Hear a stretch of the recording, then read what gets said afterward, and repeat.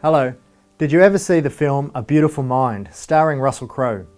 It's based on the life of an American mathematician and economist, John Nash. The conclusion of the film is set in Stockholm, where Nash is awarded the 1994 Nobel Prize in Economics for his revolutionary work on a topic known as game theory. So what is game theory, and why is it relevant for students studying engineering? One of the things that we like to say about a university education is that we don't simply teach knowledge, but we assist students in developing new ways of thinking. And this includes problem-solving skills. Rather than simply teaching the answers to particular problems, we acknowledge that many problems are unique, and there may be many possible solutions, all of which may involve a variety of compromises.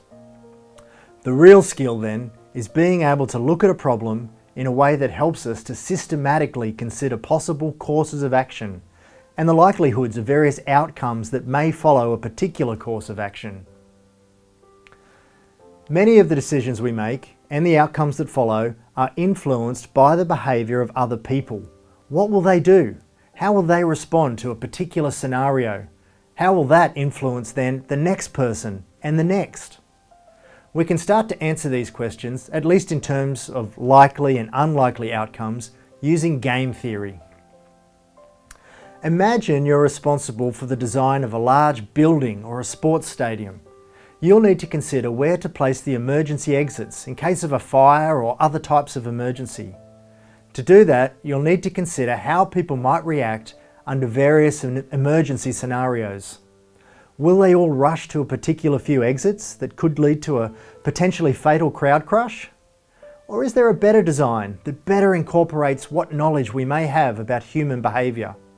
These questions and others like them have been addressed many times in the scientific literature by applying game theory. In its simplest form, game theory involves treating the problem as a game.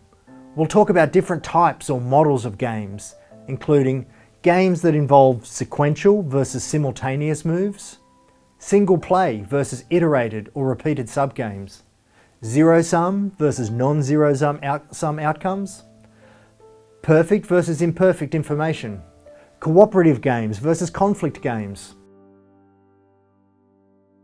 Here's a challenge for you. Spend some time before the lecture to find one application of where game theory has been applied to an engineering or environmental problem.